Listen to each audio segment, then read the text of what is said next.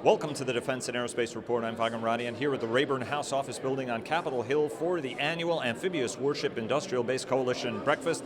Members of Congress speaking here about the importance of the Navy Marine Corps team, and we also heard from the Commandant of the United States Marine Corps, General David Berger, and it's our honor to be talking to retired United States Navy Rear Admiral Sam Perez, who is the president of this august organization with 750 members. Sam, talk to us about some of the key takeaways here. Some disappointment, obviously, on those who were looking for the budget, the administration's 2021 budget request to include the money to try to get us to that 355 ship goal.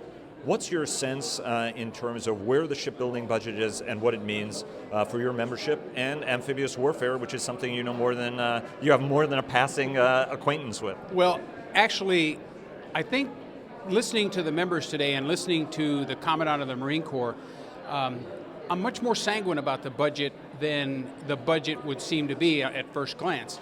And absolutely, if you look at what they said today, the reduction of over $4 billion and the reduction in the ship counts, it does send a mixed signal.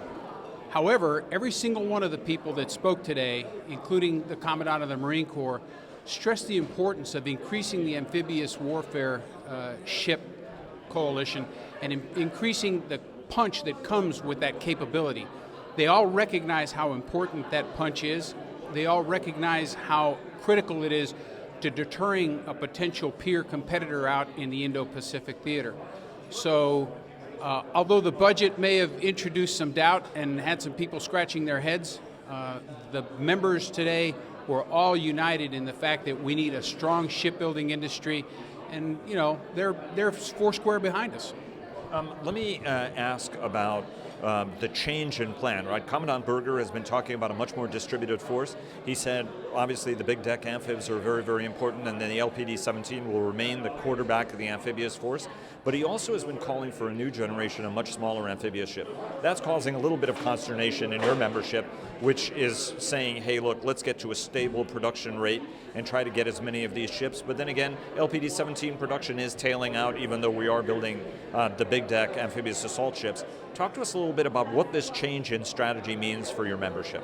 Well, the distributed maritime concept has been around for a while. We understand it, and we understand how much more difficult it makes it for the Navy if you've got a distributed force. We also understand how much easier it is to go and attack from multiple points in the battle space. So I think if you look at the Commandant's planning guidance, it shouldn't be a surprise.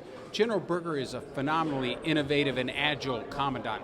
And if you look at what he's trying to do, he recognizes that capability of distributed maritime force, landing Marines where you want them, when you want them, at the time and place that you choose, not the enemy chooses.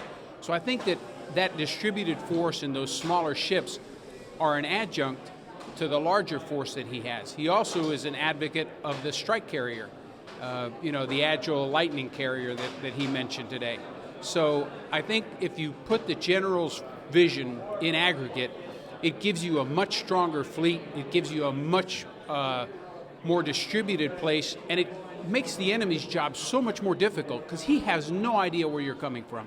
And let me ask you one last question, which is Navy Marine Corps integration. How do you think that this time, the Navy has always said that there was a very, very intimate Navy Marine Corps integration, but at the end of the day, we knew that wasn't the case, and it was even more glaring and sometimes the disconnect between how the rest of the Navy looked at the Gator Navy, for example, and the Amphibious Navy.